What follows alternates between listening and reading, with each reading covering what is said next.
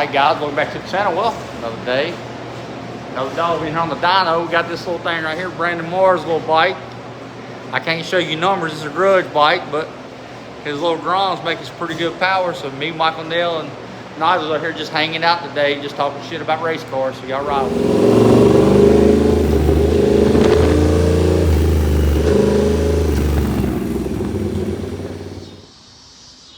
Caden's out here working on the truck. Ended up, the truck just wasn't running on the motor like it normally does. So we're pulling the heads off of it, checking everything.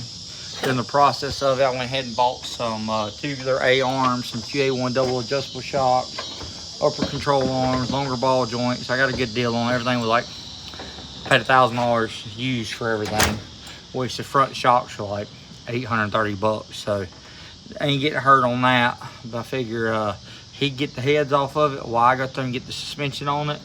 We'll figure out why it ain't been running right.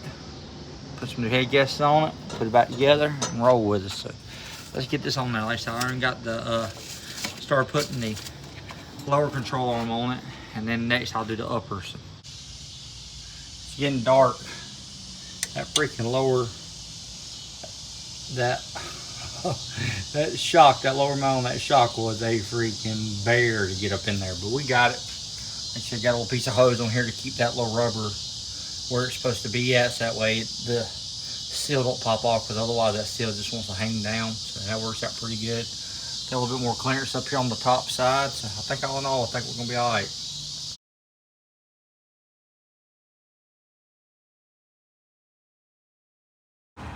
So Caden got the heads off. Everything looks fine except for this gasket here. You can tell right there where it's been leaking. Only on the passenger side. Well, I get to looking, and I realized that, if you look right here, look at this. We didn't get those heads clean good when we put them on there. Look, that mark, and those marks are shavings from up in the water ports that fell out on top of the gasket, and when we went to torque them, it never torqued down properly. And that's why, like, there's another one right there. That's why this gasket looks like it does, and the other side looks great. This side right here, like I said, in between them, you can tell right there where the heat's been in them, where them things are leaking.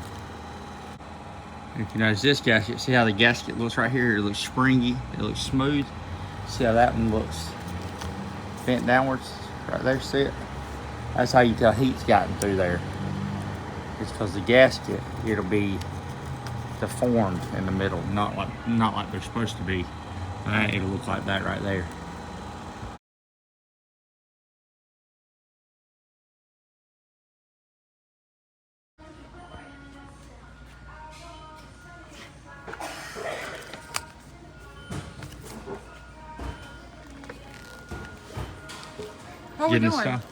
Getting us some stuff to go through and paint the inside of the brush.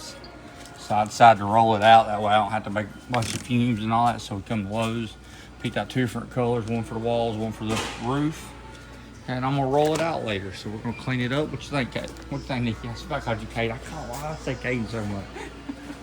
Right, let's show them the colors we got. Let's get this paint mixed up. Or what was it? Something like that. Similar color. I think we'll take it there. Those are gonna be the colors. Or something. That's gonna be the roof. That's gonna be the walls.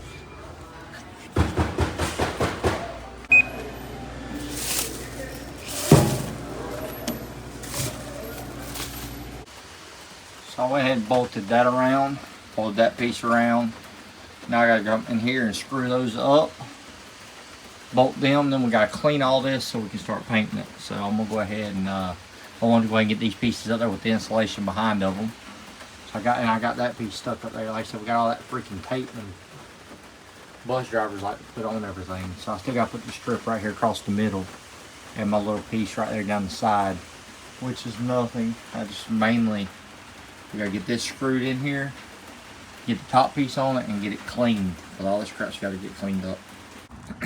Alright, so I decided to get out and work on the bus a little bit. I know that this peak from here, when the car's on it, to the front wheel here, this mid here is too high. So we're gonna have to slice that and roll that down from about right here to about right here, where I'd section the center of it. Because I know I can get some long enough ramps that bring it out smoothly to where we'll smoothly transition up onto here.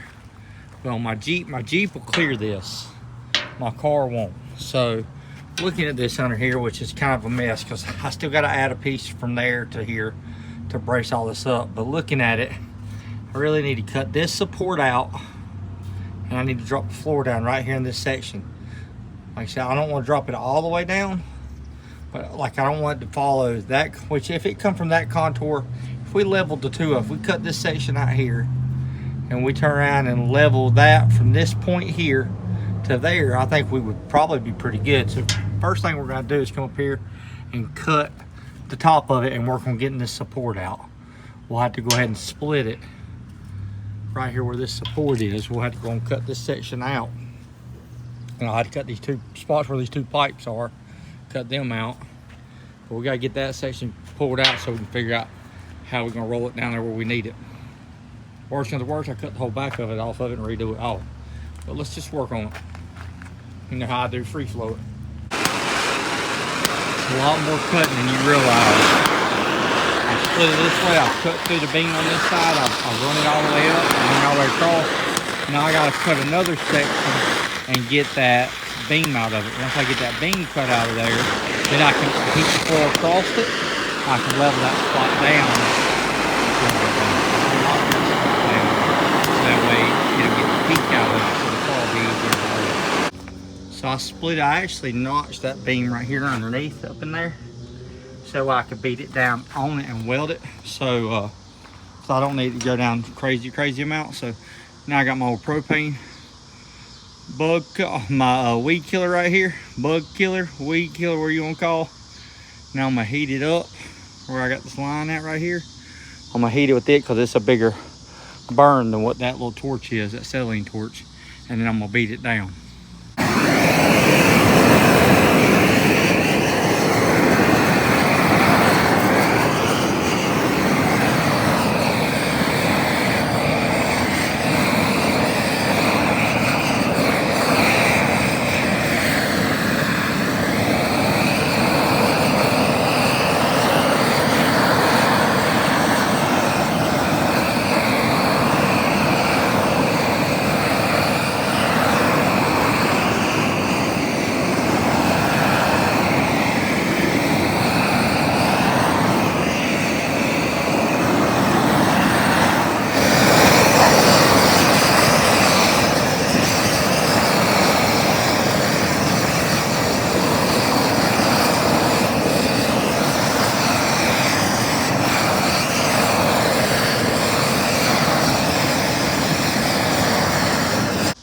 My phone's about to die, so I end up having these spring compressors. I said, well, heck, I got a hole there. I'll just pull it down through the frame instead of beating the crap out of it.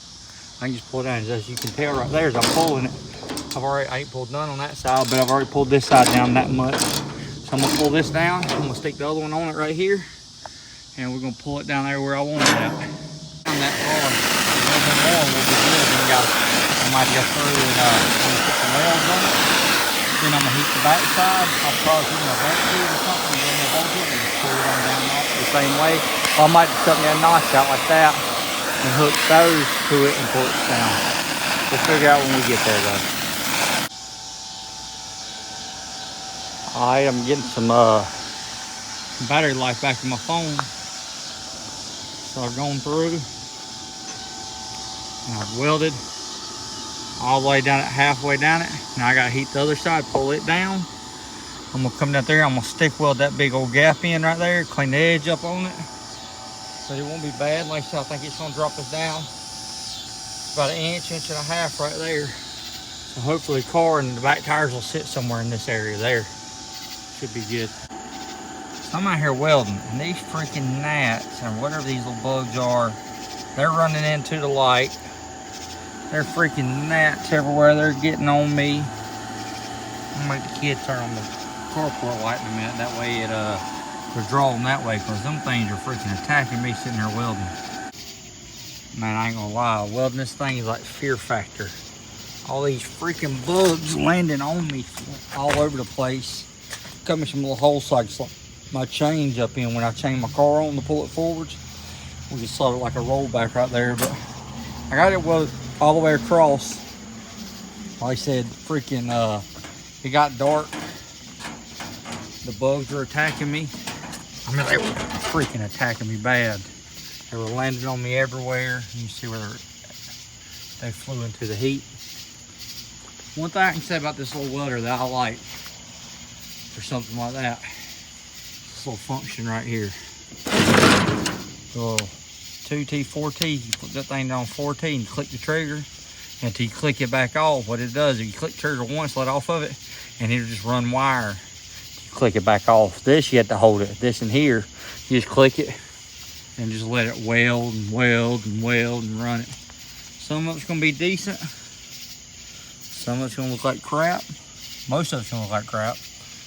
But it's welded.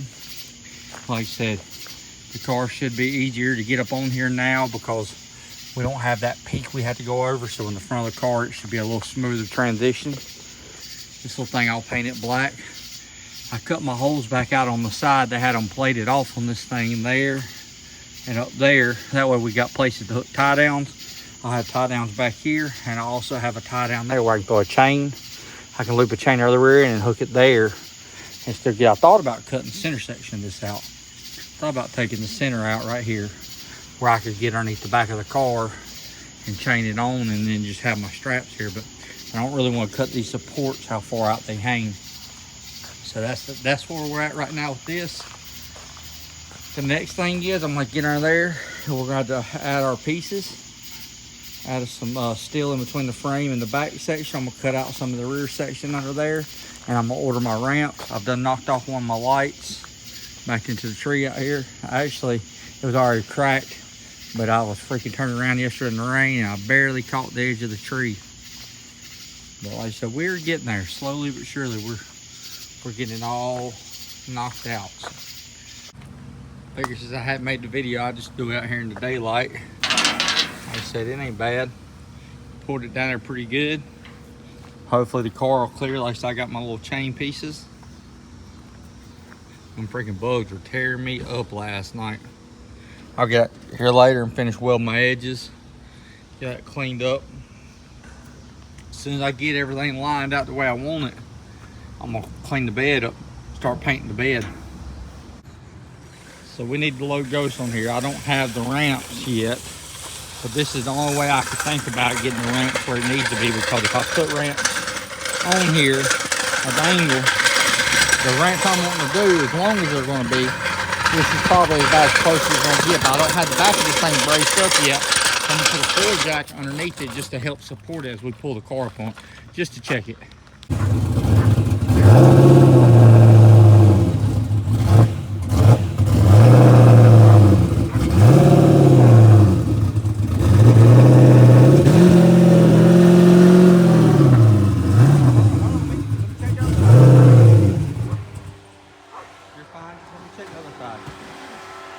Oh yeah, we're good.